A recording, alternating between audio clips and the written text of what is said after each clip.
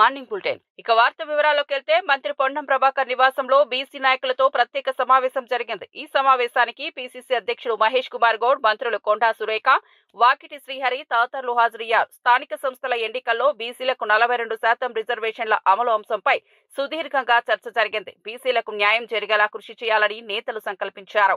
రానున్న ఎన్నికల్లో బీసీ వర్గాల మద్దతు మరింత బలోపేతం కావడానికి ప్రణాళికలు సిద్ధం చేయాలని నిర్ణయించారు. రిజర్వేషన్ల అమలు ద్వారా వెనుకబడిన వర్గాల సామాజిక, రాజకీయ స్థాయిని పెంచాలని అభిప్రాయపడ్డారు. ఎన్నికల వ్యూహాల రూపకల్పనలో బీసీలకు ప్రాధాన్యం కల్పించాలని నేతలు స్పష్టం చేశారు. కాంగ్రెస్ బీసీలతో కలిసి బలమైన రాజకీయ శక్తిగా ఎదుగుతుందని నమ్మకం వ్యక్తం చేశారు. వైఎస్ఆర్సీపీ ఎస్సీ సెల్ ఆధ్వర్యంలో రాష్ట్ర వ్యాప్తంగా నిరసన కార్యక్రమాలు జరిగాయి. ప్రభుత్వ రాష్ట్రంలోని మెడికల్ కాలేజీల్లో అమలు చేయాలని చూస్తున్న పీపీపీ విధానానికి వ్యతిరేకంగా కార్యకర్తలు ఆందోళనలు చేపట్టారు. కాకినాడ నగరంలోని ఇంద్రపాలెం బ్రిడ్జి వద్ద అంబేద్కర్ విగ్రహం సమీపంలో పెద్ద ఎత్తున నిరసన కార్యక్రమం జరిగింది. వైఎస్ఆర్సీపీ నేతలు మాట్లాడుతూ పీపీపీ విధానం కారణంగా సామాన్య ప్రజలకు, ముఖ్యంగా పేద, దళిత కుటుంబాలకు మెడికల్ విద్య అందుబాటులో ఉండదని హెచ్చరించారు. ఈ విధానం అమలు అయితే ప్రభుత్వ వైద్య కళాశాలలు ప్రైవేట్ ఆధీనంలోకి వెళ్లిపోతాయని విమర్శించారు. పేదలకు వైద్య, విద్య దూరమవుతుందని ఆవేదన వ్యక్తం చేశారు. వైఎస్ఆర్సీపీ నేతలు ఈ నిర్ణయాన్ని వెంటనే వెనక్కు తీసుకోవాలని ప్రభుత్వాన్ని డిమాండ్ చేశారు. వైఎస్ జగన్మోహన్ రెడ్డి గారు కేంద్ర ప్రభుత్వం ద్వారా 17 మెడికల్ కళాశాలలో గవర్నమెంట్ సెక్టార్ లో మంజూరు చేయించి వాటిలో 5 పూర్తి చేసి 2 పూర్తి చేసేటటువంటి క్రమంలో మిగతా వాటిని కూడా ఫౌండేషన్ వేసి ప్రారంభించి కంటిన్యూ చేసేటటువంటి క్రమంలో ప్రభుత్వం మారిని చంద్రబాబు నాయుడు ముఖ్యమంత్రి అయిన తర్వాత వారి అబ్బాయి విద్యాశాఖ మంత్రిగా ఉన్నప్పుడు వీళ్ళిద్దరూ కలిసి పూర్తిగా దళిత వ్యతిరేక విధానాలు పాటిస్తా ఉన్నారు. ఈవేళ మెడికల్ కాలేజీని ప్రైవేటీకరించడం వల్ల పేద పిల్లలు ఎవరైతే ఉన్నారో ఒక్క దళిత కులంలోనే కాదు అన్ని కులాల్లో ఉన్నటువంటి పేద పిల్లలు కూడా వైద్య విద్యను అభ్యసించలేరు. ప్రైవేట్ కాలేజీల మేనేజ్మెంట్ వాళ్ళు ఇష్టం వచ్చినట్టు ఫీజు పెంచుకోవడం వల్ల సామాన్యుడు మరి లక్షలు పోసి వైద్య విద్యను అభ్యసించేటటువంటి పరిస్థితి ఉండదు. కాబట్టి ఈ కాకినాడ జిల్లా వైఎస్ఆర్ కాంగ్రెస్ పార్టీ ఎస్సీ విభాగం తరఫున జిల్లా అధ్యక్షుడిగా నేను మరి మా పార్టీ నాయకులు, కార్యకర్తలు పార్టీ ఇచ్చినటువంటి ఆదేశానుసారము ఈవేళ తీవ్రంగా నిరసన తెలియజేస్తా ఉన్నాము. ఎట్టి పరిస్థితుల్లోనూ కూడా మెడికల్ కాలేజీలు ప్రైవేటీకరించడానికి అంగీకరించదు వైఎస్ఆర్ కాంగ్రెస్ పార్టీ. అవసరమైతే జిల్లా వైఎస్ఆర్ కాంగ్రెస్ పార్టీ ఎస్సీ విభాగం కూడా పార్టీ ఆదేశాల మేరకు ఉద్యమం చేయడానికి కూడా సిద్ధంగా ఉందని మనం చేస్తున్నాం. నా పేరు Shettipatrula Kumar Raja, Kakinada district YSR Congress party SC విభాగానికి జిల్లా అధ్యక్షుడిని. నమస్తే అండి, నా పేరు లక్ష్మీ శివకుమారి. నేను ఎక్స్ఎమ్మెల్సీ కాకినాడ జిల్లా విభాగ మహిళా వింగ్ అంగన్వాడీ విభాగం అధ్యక్షురాలుగా చేస్తున్నాను. ఈరోజు మరి ఏదైతే ఈ కూటమి పరిపాలన ఈ రాష్ట్రానికి అందిస్తున్నటువంటి దుర్మార్గమైనటువంటి పరిపాలనలో భాగంగా ఏదైతే పేదవాడికి వైద్య శాస్త్రాన్ని అందుబాటులో తెచ్చారో జగనన్న, దానిని మరి రాజకీయంగా ఈ రోజు పేద పిల్లలు ఎవరు కూడా మరి వైద్యులు కాకూడదు, డాక్టర్స్ కాకూడదు అనేటువంటి ఏదైతే దుర్మార్గమైనటువంటి ఆలోచనతో ఈ రోజు ఉన్నటువంటి 17 మెడికల్ కాలేజీలని ప్రైవేటీకరణ చేయడానికి కూటమి ప్రభుత్వం సిద్ధపడిందో దానికి నిరసనగా ఈ రోజు ప్రతి రాష్ట్రం అంతా కూడా ప్రతి చోట దళిత సంఘాలు మా వినతిని, మా బాధని, మా గోడిని, అంటే ఒక ఎస్సీ కులాల్లోనే కాదు దళిత కులాల్లో ఉన్నటువంటి పేద విద్యార్థులే కాదు ప్రతి ఆర్భాటంగా పెట్టిన సీ ప్లేన్ ప్రాజెక్ట్ ఇప్పుడు ఏమైందని వైఎస్ఆర్సీపీ ప్రధాన కార్యదర్శి ఎస్వి సతీష్ రెడ్డి ప్రశ్నించారు. చంద్రబాబు ఢిల్లీ పర్యటనలో రాష్ట్రానికి ఎలాంటి ప్రయోజనం చేకూర్చలేదని విమర్శించారు. అసెంబ్లీలో బాలకృష్ణ ప్రవర్తనపై స్పీకర్ చర్యలు ఎందుకు తీసుకోలేదని ఆగ్రహం వ్యక్తం చేశారు. రాష్ట్ర ప్రయోజనాల కంటే వ్యక్తిగత ప్రాజెక్టులు, హంగామా కార్యక్రమాలపై చంద్రబాబు దృష్టి పెట్టారని ఆరోపించారు. ప్రజా సమస్యలను విస్మరించడం తగదని ఆయన స్పష్టం చేశారు. వైఎస్ఆర్సీపీ నాయకత్వం మాత్రం ప్రజా సంక్షేమం కోసం కృషి చేస్తోందని చెప్పారు. రాబోయే ఎన్నికల్లో చంద్రబాబు అసలైన బలహీనత బహిర్గతమవుతుందని వ్యాఖ్యానించారు. ఆ రోజు పెద్ద ఎత్తున ప్రారంభోత్సవానికి చాలా పెద్ద ఎత్తున డబ్బులంతా కూడా ప్రభుత్వ డబ్బులు ఖర్చు పెట్టి ప్రారంభోత్సవం చేశారు. చంద్రబాబు నాయుడు గారు ఏమైంది ఆ సీ ప్లేన్? నేను అడుగుతున్నాను, ఈరోజు నువ్వు ఇక్కడ ఉన్నటువంటి దుర్గమ్మ దగ్గర నుంచి శ్రీశైలం వరకు పోయేదానికి సీ ప్లేన్ పెడతామని చెప్పావు. ఆ రోజు నువ్వు, రామ్మోహన్ నాయుడు గారు అందరూ కూర్చొని ప్రారంభోత్సవం చేశారు. మరి ఏమైపోయింది ఆ సీ ప్లేన్? ఈ రకంగా ఏ మాట చెప్పినా కూడా ఒక ప్రజలకు ఏదో ఒక అద్భుతం చేసి పెడతామని చెప్పి అనుకుంటా అరిచేతిలో వైకుంఠం చూపించడం తప్పితే వాస్తవంగా మీరు చేసేది ఏమైనా ఉందా? ఇటీవల కాలంలో మీరు చాలాసార్లు ఢిల్లీకి పోతున్నారు. ఢిల్లీకి పోయినటువంటి పరిస్థితుల్లో ఈ రాష్ట్రానికి ఒరిగింది ఏంది మీరు చెప్పాలా? కోడెల శివప్రసాద్ ఆ రోజు ఫర్నిచరు తీసుకుంటే తప్పులు పట్టావు కదా, మరి నువ్వు ఇంతవరకు హాజరు కాలేదని చంద్రబాబు నాయుడు గారికి గుర్తు చేస్తున్నాను. ఏ రోజైతే జగన్మోహన్ రెడ్డి గారు పదవి నుంచి దిగిపోయారో ఆ మరుసటి రోజే కూర్చొని జీఏడీకి లేఖ పంపించారు. ఇక్కడ పార్టీ కార్యాలయం నుంచి ముఖ్యమంత్రి గారి నివాసం నుంచి, అంటే జగన్మోహన్ రెడ్డి గారి నివాసం దగ్గర నుంచి మీకు లేఖ రాశారు. అయ్యా, ప్రభుత్వానికి సంబంధించినటువంటి ఫర్నిచర్ అంతా ఉంది, మీరు దీన్ని స్వాధీనం చేసుకోండి, మీరు వెంటనే మీరు తీసుకొని పోండి అని చెప్పారు. మా యొక్క పార్టీ ఇన్ఛార్జ్ అప్పిరెడ్డి గారు అనేక లెటర్లు రాశారు మీకు జీఏడీకి. ఈ యొక్క ఫర్నిచర్ని ఏం చేయాలనో తెలుసుకోండి, లేకుండా ఉంటే మీరు ఎక్కడికి తెచ్చి స్వాధీనపరచాలనో చెప్పండి, మేము స్వాధీనపరుస్తామని చెప్పి అప్పిరెడ్డి గారు మిమ్మల్ని అనేక సందర్భాల్లో కోరారు ఒక పార్టీ ఆఫీస్ ఇన్ఛార్జిగా. మీరు ఇంతవరకు స్పందించలే. మీరు స్పందించకుండా ఉంటే ఆఖరికి కోర్టుకు పోయినాం. వైఎస్ఆర్ కాంగ్రెస్ పార్టీ తరఫున ఇక్కడటువంటి ఈ ఫర్నిచర్ని ఏం చేయాలయా మేము అని చెప్పి కోర్టును కోరినాం. ఇంత దౌర్భాగ్యమైన పరిస్థితిలో మీరుండి ఫర్నిచర్ హ్యాండ్ ఓవర్ చేసుకోనంటే ఫర్నిచర్ హ్యాండ్ ఓవర్ చేసుకోకుండా పైపెచ్చు కోడెల శివప్రసాద్ గారిని ఫర్నిచర్ అడిగితే ఆయన ఆత్మహత్య చేసుకున్నారని చెప్పి జగన్మోహన్ రెడ్డి గారికి ఆపాదిస్తున్నారే, ఇది నీతి మాలిన పని కాదా చంద్రబాబు నాయుడు గారు అని అడుగుతున్నాం. కానీ ఈరోజు చంద్రబాబు నాయుడు గుర్తుపెట్టుకోండి, ఎవ్వడు అసెంబ్లీలో జరిగేటువంటి ప్రొసీడింగ్స్ చూడాలంటే ఇష్టం కూడా పడడం లేదు. ఎందుకంటే ప్రతిపక్షం అనేది లేకుండా చేశాం. నేను అడుగుతున్నాను చంద్రబాబు నాయుడు గారిని, అయ్యా నీ బాధ్యత కాదా అపోజిషన్ పార్టీని ఎప్పుడైనా వాళ్ళు చర్చలు జరిగేటప్పుడు ఏదైనా చేస్తే అక్కడటువంటి చీఫ్ విప్పులు వచ్చి చర్చలు జరిపి అపోజిషన్ వాళ్ళను. చేవెళ్ల నియోజకవర్గం నవాబ్పేట మండలంలో బీజేపీ నుంచి బీఆర్ఎస్ పార్టీలో చేరికలు జరిగాయి. మాజీ మంత్రి ఎమ్మెల్యే సవితారెడ్డి సమక్షంలో బీజేపీ మాజీ మండల అధ్యక్షుడు నరేందర్ రెడ్డి తన అనుచరులతో బీఆర్ఎస్ లో చేరారు. మొత్తం 200 మందికి పైగా కార్యకర్తలు ఈ చేరికలో పాల్గొన్నారు. నరేందర్ రెడ్డి మాట్లాడుతూ ప్రజాసేవ కోసం బీఆర్ఎస్ పార్టీలో చేరామని చెప్పారు. బీఆర్ఎస్ అభివృద్ధి పథకాలు తమను ఆకట్టుకున్నాయని తెలిపారు. పార్టీకి బలమైన స్థాయిలో పనిచేస్తామని హామీ ఇచ్చారు. సవితా ఇందారెడ్డి మాట్లాడుతూ బీజేపీతో విసిగెత్తిన ప్రజలు పెద్ద సంఖ్యలో బీఆర్ఎస్ వైపు వస్తున్నారని పేర్కొన్నారు.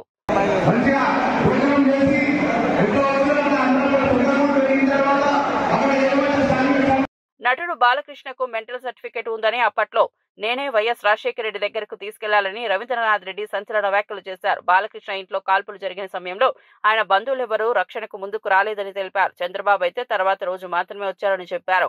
జైలుకు వెళ్లకుండా ఆపడానికి నేనే ప్రయత్నించానని, మెంటల్ సర్టిఫికేట్ కారణంగా బాలకృష్ణ అరెస్ట్ చేయొద్దని అప్పట్లో వైఎస్ వద్ద చెప్పారని రవీంద్రనాథ్ వెల్లడించారు. ఈ వ్యాఖ్యలు ఇప్పుడు రాజకీయంగా చర్చనీయాంశంగా మారాయి.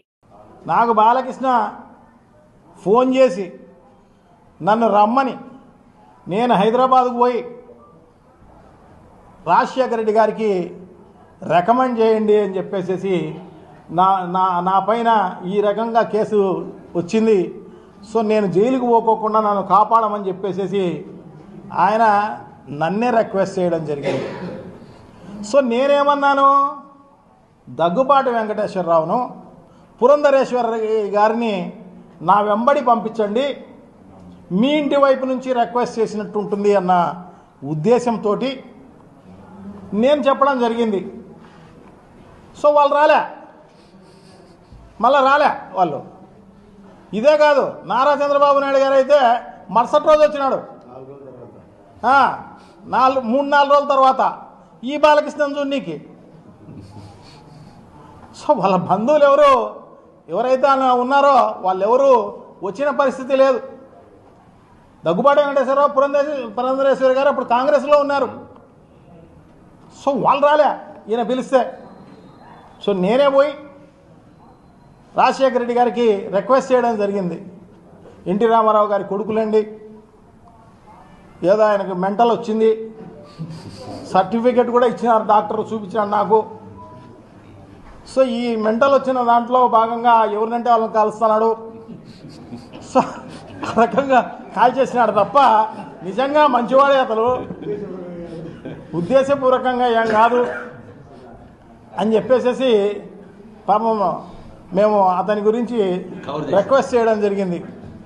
రిక్వెస్ట్ చేస్తే ఇమ్మీడియట్గా పాపం రాజశేఖర రెడ్డి గారు స్పందించడం జరిగింది. దాంట్లో ఇమ్మీడియట్గా అరెస్టులు ఏమీ చేయబాకండి అని చెప్పేసి ఇమ్మీడియట్గా పోలీసు అధికారులకు చెప్పడం జరిగింది. ఆయన దాని తర్వాత హాస్పిటల్కి పోవడం జరిగింది. తర్వాత హాస్పిటల్లో కొన్ని రోజులు అలా జరగడం జరిగింది. తర్వాత రాజీ కావడం జరిగింది. ఇదేదో ఆ రకంగా అయిపోయింది అన్నమాట. సో అంత మేలు చేయడం జరిగింది. అది కూడా మర్చిపోయి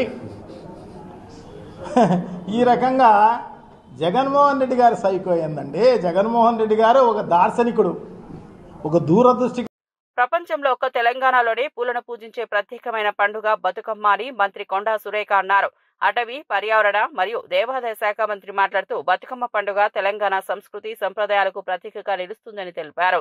ఈ పండుగలలో మహిళలు ప్రధాన పాత్ర పోషిస్తూ సమాజంలో ఐక్యత, స్త్రీ శక్తిని ప్రతిబింబిస్తారని పేర్కొన్నారు. పూలతో తయారైన బతుకమ్మను గౌరవించడం, గంగమ్మను పూజించడం ద్వారా ప్రకృతి పట్ల కృతజ్ఞతను తెలుపుతున్నామని చెప్పారు. తెలంగాణ గర్వకారణంగా నిలిచిన ఈ పండుగను అన్ని వర్గాల ప్రజలు ఏకతాటిపై జరుపుకోవాలని పిలుపునిచ్చారు. ఆట అనేది తీరొక్క పువ్వుతోటి బతుకమ్మను పేర్చి మరి ఆ బతుకమ్మను పూలనే పూజించే పండుగ ఈ బతుకమ్మ పండుగ. మరి మనం దేవుళ్ళను పూజిస్తాము పూలతో, కానీ పూలను పూజించేటువంటి ఒకే ఒక పండుగ బతుకమ్మ. అది కేవలం ఒక తెలంగాణలోనే మాత్రమే జరుగుతుంది, ప్రపంచంలో ఎక్కడా కూడా జరగదు. మరి ముఖ్యంగా దీంట్లో మహిళల పాత్ర, మొత్తం మహిళల పాత్రే ఉంటుంది.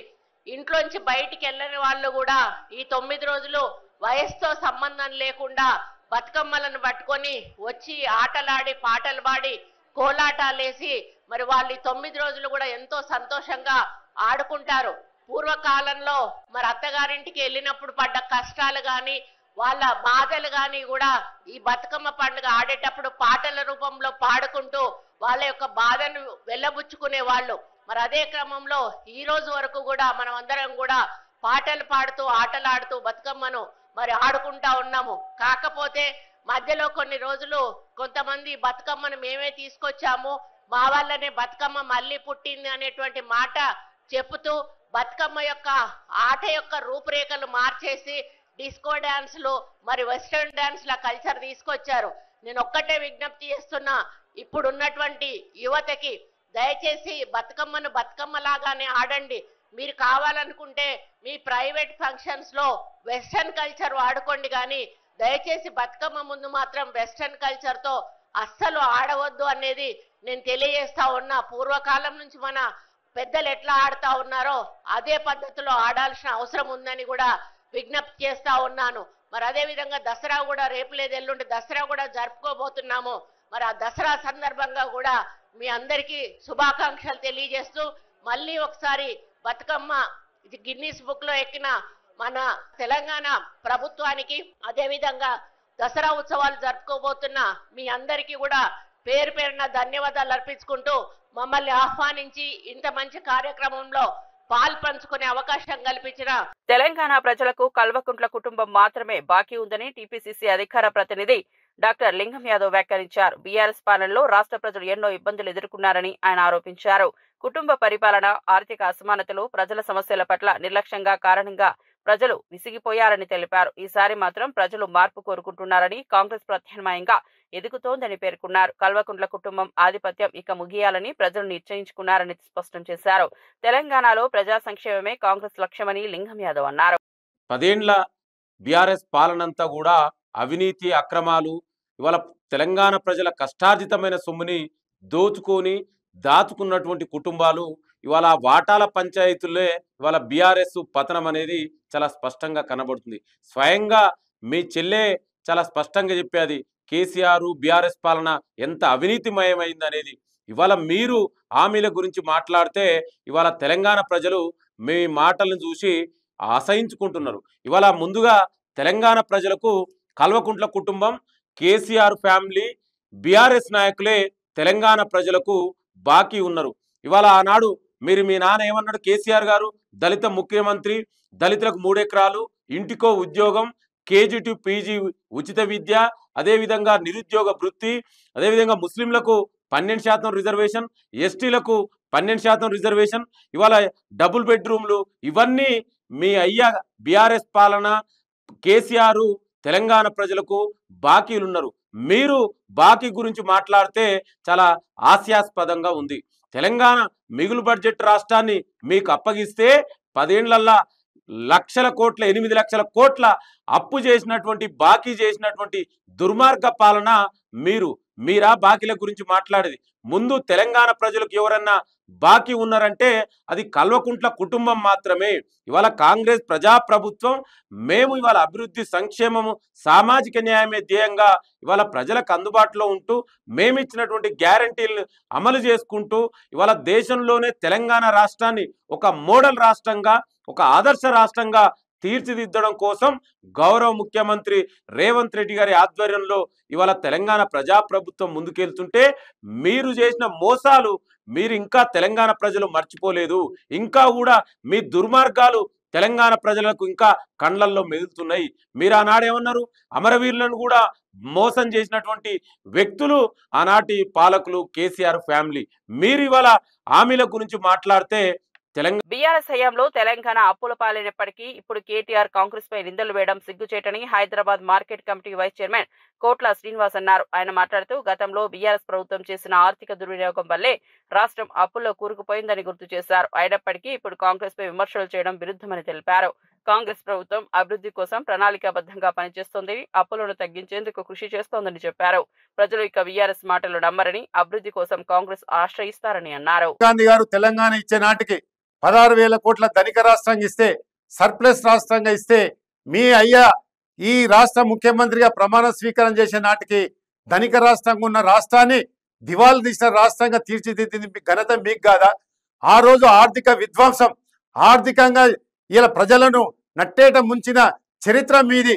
అదేవిధంగా ఉద్యోగాల విధ్వంసం, నీళ్ల విధ్వంసం, అదేవిధంగా అనేక రకాలుగా ఈ రాష్ట్రంలోని అన్ని రంగాలలో విధ్వంసం సృష్టించింది గత ప్రభుత్వం కేసీఆర్ గారి నాయకత్వంలో కాదా అని సందర్భంగా నేను అడగదలుచుకున్నా. ఈ రోజు మీరు కాంగ్రెస్ బాకీ అని చెప్పుకోవడానికి సిగ్గు ఉండాలని సందర్భంగా అడుగుతా ఉన్నాను. గౌరవ ముఖ్యమంత్రి రేవంత్ రెడ్డి గారు వచ్చిన తర్వాత మీరు చేసిన అప్పులు, మీరు కట్టవలసిన వడ్డీలు ఈ రోజు ప్రభుత్వానికి భారం అయినప్పటికీ కూడా ఈ రోజు ప్రభుత్వం భరిస్తూ ముందుకెళ్తున్న సంగతి నీకు కళ్ళుండి కబోదివా అని సందర్భంగా అడుగుతా ఉన్నాను. ఎందుకంటే ఏ విధ్వంసం జరిగిందో గతంలో ఆ విధ్వంసాన్ని పూడుస్తూ ఈ రోజు నీళ్ల పరిరక్షణ కోసము, తెలంగాణకు రావాల్సిన వాటా కోసము ఈ రోజు ఎన్నో సంప్రదింపులు జరుపుతున్నా ఉన్నాం గౌరవ ముఖ్యమంత్రిని, అదేవిధంగా మా కెప్టెన్ ఉత్తమ్ కుమార్ రెడ్డి గారు. అదేవిధంగా మరి మీ హయాంలో ఏ నీళ్ల కోసము, నిధుల కోసము, నియమాల కోసం ఉద్యమం జరిగిందో ఆ ట్యాగ్ లైన్లో తుంగలో తొక్కిన దరిద్ర ప్రభుత్వము టిఆర్ఎస్ ప్రభుత్వం కాదా అని సందర్భంగా అడుగుతా ఉన్నా. గతంలో డిసెంబర్ 7 తారీఖు నాడు గౌరవ ముఖ్యమంత్రి రేవంత్ రెడ్డి గారు ప్రమాణ స్వీకారం చేసిన ఎల్బీ స్టేడియం సాక్షిగా మేము ఎన్ని ఉద్యోగాలు ఇచ్చినామో చర్చకు సిద్ధమా కేటీఆర్ గారు అని అడగదలుచుకున్నా.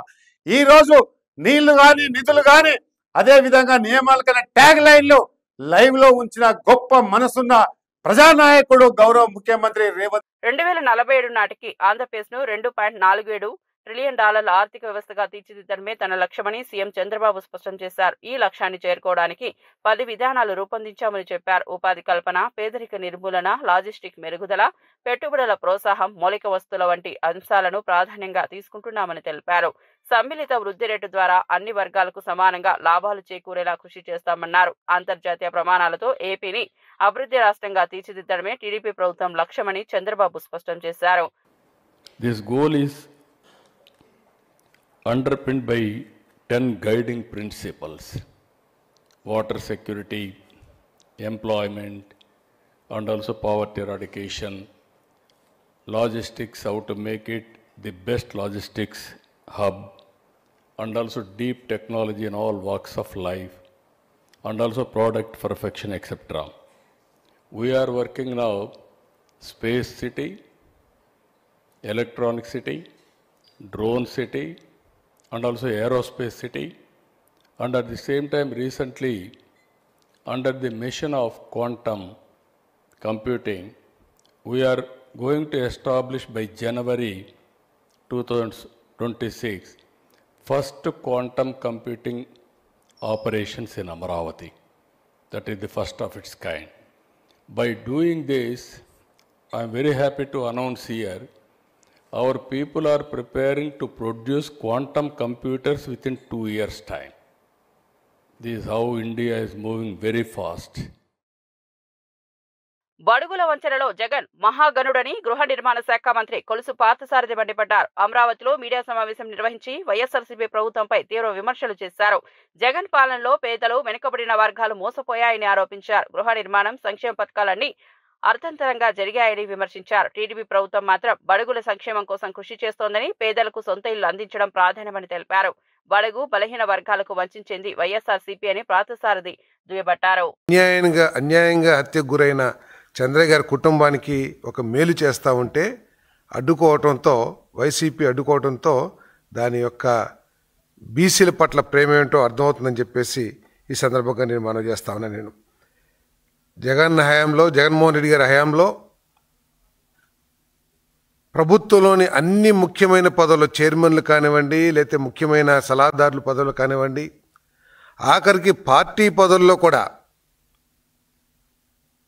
రీజనల్ కోఆర్డినేటర్స్ ఏదైతే పార్టీని నిర్వహించే వ్యక్తులు ఉంటారో వారు కూడా కేవలం అగ్రవర్ణాలతో, వారికి సంబంధించిన సామాజిక వర్గంతో పార్టీని, ప్రభుత్వాన్ని నడిపిన జగన్మోహన్ రెడ్డి గారికి ఎస్సీ ఎస్టీ బీసీల పట్ల ఏ మేరకు ప్రేమ ఉందో అర్థమైందని చెప్పేసి నేను ఈ సందర్భంగా తెలియజేస్తా ఉన్నాను. ఇంకా ఆ విషయాలన్నీ కూడా ప్రజలు ఇంకా మర్చిపోలేదు.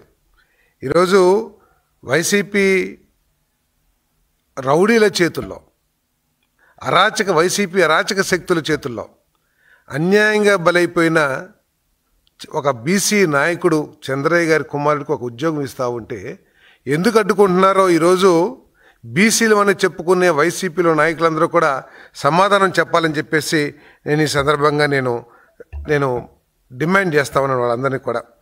బీసీలకి న్యాయం జరిగే పరిస్థితి వైసీపీలో ఎట్లాగూ లేదు. గతంలో కార్పొరేషన్లు ఏర్పాటు చేసి కేవలం నామమాత్రంగా వాళ్ళని ఆ కుర్చీలకు పరిమితం చేసి, కొంతమందికి కుర్చీలు కూడా లేకోకుండా అవమానం చేసిన బీసీ కార్పొరేషన్ చైర్మన్లు అవమానం చేసిన వైసీపీ తీరేంటో ఈ ప్రజలు ఇంకా మర్చిపోలేదు. గుంటూరు తూర్పు ఎమ్మెల్యే మహమ్మద్ నసీర్ అహ్మద్ మీడియా సమావేశంలో ఆటో డ్రైవర్లకు చంద్రన్న దసరా కానుక ప్రకటించారు. ఆయన మాట్లాడుతూ ఆటో డ్రైవర్ల కష్టాలను తగ్గించేందుకు టీడీపీ ప్రభుత్వం ప్రత్యేక పథకాలు రూపొందిస్తోందని చెప్పారు. పండుగ సందర్భంలో ఆర్థిక సాయం, పథకాల రూపంలో మద్దతు అందజేస్తామని తెలిపారు. చిన్న వర్గాల జీవనోపాధి కోసం టీడీపీ ఎల్లప్పుడూ కృషి చేస్తోందని స్పష్టం చేశారు. ప్రజల పట్ల టీడీపీ అంకిత భావం ఇదేనని నసీర్ అహ్మద్ వ్యాఖ్యానించారు.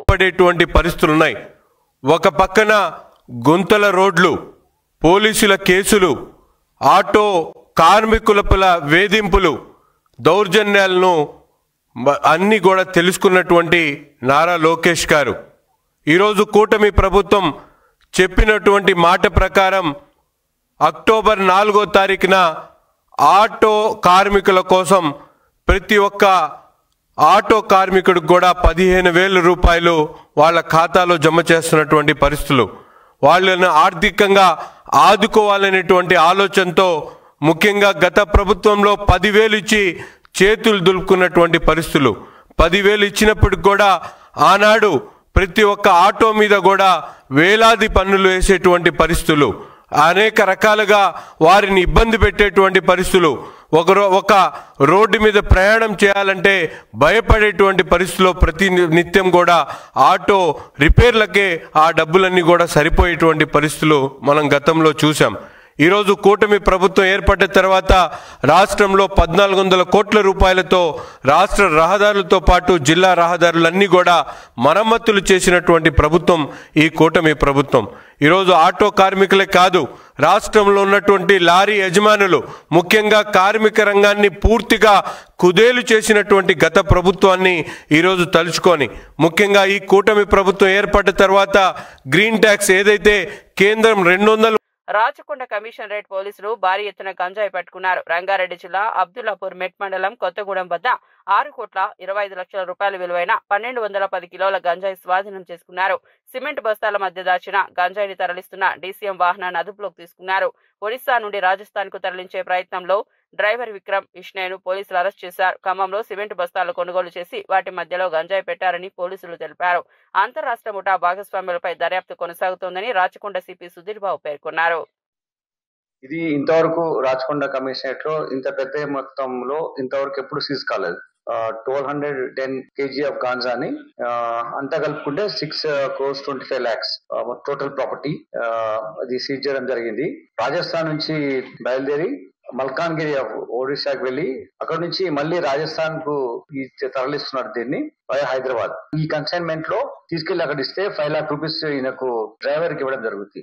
ఇందులో ముఖ్యంగా మన దగ్గర పట్టుకున్న విక్రమ్ విష్ణోయ్ అలియాస్ వికాస్ ఉన్నాడు. రామ్లాల్ అనే అతని ద్వారా ఈ వెహికల్ తీసుకొని దెన్ ముఖ్యంగా దేవీలాల్ అనే అతని మీడియేటర్ తీసుకొని వీళ్ళకి సప్లై చేయడం అల్టిమేట్ ఎండ్ అయూబ్ ఖాన్ దగ్గరికి వెళ్తుంది. విద్యుత్ ఛార్జీల తగ్గింపు నిర్ణయం తాడేపల్లి ప్యాలెస్ కి షాక్ ఇచ్చిందని సాంఘిక సంక్షేమ శాఖ మంత్రి డాక్టర్ డోలా శ్రీ బాల వీరాంజనేయ స్వామి అన్నారు. అమరావతిలో మీడియా సమావేశంలో మాట్లాడుతూ జగన్ పాలనలో విద్యుత్ ధరలు పెంచి ప్రజలపై భారాన్ని మోపారని విమర్శించారు. టీడీపీ ప్రభుత్వం మాత్రం ప్రజలపై భారం తగ్గించేందుకు ఛార్జీలను తగ్గించిందని తెలిపారు. ఈ నిర్ణయం ప్రజలకు నిజమైన పండుగ కానుక అని వ్యాఖ్యానించారు. జగన్ పాలనలో ప్రజలు చీకట్లో మగ్గగా చంద్రబాబు పాలనలో వెలుగులు నిండుతున్నాయని అన్నారు. తట్టుకోలేకపోతున్నాం, నేను తరిమి కొడతామని చెప్పేసి తరిమేశారు. మనం ఈ రోజున మన ముఖ్యమంత్రి గారు గౌరవగా అసెంబ్లీలో చెప్పారు, భవిష్యత్తులో విద్యుత్ ఛార్జీలు మేము పెంచబోము అని చెప్పి స్టేట్మెంట్ ఇచ్చారు. మేము విద్యుత్ ఛార్జీలు ఇంకా వీలైతే తగ్గిస్తామని చెప్పారు. గౌరవ ముఖ్యమంత్రి గారు చెప్పిన దానికి అక్షర సత్యంగా ఈరోజు మేము యూనిట్కి 13 పైసలు మేము విద్యుత్ ఛార్జీలు తగ్గిస్తున్నాం. ఇది ట్రూ డౌన్. ప్రజలకు మేము చెప్తున్నాం, ఇప్పుడు దాకా ట్రూ అప్ విన్నారు మీరు, ట్రూ డౌన్ కూడా వినండి. నవంబర్ 1వ తేదీ నుంచి ఈ తగ్గించినటువంటి ఛార్జీలు మేము అమలుపరుస్తున్నాం. ఒకసారి చరిత్రలో తీసుకున్నట్టయితే ఈ వ్యవస్థ మీద తనకి సొంత విద్యుత్ ప్లాంట్లు ఉన్నాయి, అయినప్పటికీ కూడా ఈ రంగాన్ని కుదేలు చేశారు. ఈరోజు థర్మల్ పవర్లో ప్రొడక్షన్ తగ్గిపోవడం కారణం ఏంటంటే మీరు చేసినటువంటి నాసి రకం బొగ్గు, మీ అనుయాయులు కావచ్చు మీరు కావచ్చు, నాసి రకమైనటువంటి బొగ్గును సరఫరా చేయడం వల్లే అక్కడ ఉత్పత్తి తగ్గిపోయింది. మీరు ఎప్పుడైతే పీపీటీలు రద్దు చేశారో ఈ రద్దు చేయడం వల్ల కూడా డిమాండ్ ఎక్కువ పెరగటం, అప్పుడు 14-19లో మా ప్రభుత్వ హయాంలో సోలారు విండ్ అనేది మనకు దేశంలోనే మొదటి స్థానంలో ఉంటే మీ అనాలోచిత నిర్ణయాల వల్ల మీరు అధిక మొత్తంలో పెద్ద ఎత్తున విద్యుత్ కొనుగోలు చేయడం జరిగింది. ఈ భారాన్ని మొత్తం ప్రజల ఎత్తున ఉద్దేశం వెళ్ళిపోయారు. ఇంకో విచిత్రం ఏంటంటే కోవిడ్ వచ్చింది, విద్యుత్ వాడకం తగ్గింది. మీ నిర్లక్ష్యం ఫలితంగా 23, 24 ఇదంతా కూడా మీరు 20 నుంచి విపరీతంగా తగినంత పవర్ విద్యుత్ ఉత్పత్తి చేయలేక బయట నుంచి ఇష్టానుసారంగా మీ సొంతం అన్నట్టుగా మీ కమిషన్లు తీసుకున్నారు, ఏం చేసుకున్నారు, కానీ అత్యధికంగా ఎక్కువ రేట్లు కొనుగోలు చేశారు. మీ పాపాన్ని కూడా తర్వాత వచ్చినటువంటి మేము కొనసాగించాల్సిన పరిస్థితి చేశారు. ఎందుకంటే మీరు ముందంతా పెంపకుండా ఈఆర్సీకి రెగ్యులేటరీ కమిటీ మీరు పంపించకుండా వాటిని పీపీఎల్ గురించి ట్రూ అప్ ఛార్జీల గురించి ఎన్నికల ముందు పంపిస్తే వాటిని అమలు చేయడం జరిగింది. దానికోసం మధ్యలో రేట్లు పెంచుతారని చెప్పి ఒక తప్పుడు ప్రచారాన్ని మీ పత్రిక ద్వారా మీరు పంపించి లేనిపోని ప్రజలు ఒక అయోమయాన్ని కూడా కలగజేశారు. మీకు చేసేది తక్కువ, అసత్యాలు ప్రచారం చేసుకోవడం ఎక్కువ, ఈ విధంగా చేసి మా మీద నింద వేశారు. అయినప్పటికీ కూడాను మేము ఇచ్చిన మాట ప్రకారం విద్యుత్ ఛార్జీలు పెంచబోము. ఇవి బులెటిన్ అప్డేట్స్. మరో బులెటిన్లో మళ్ళీ కలుద్దాం.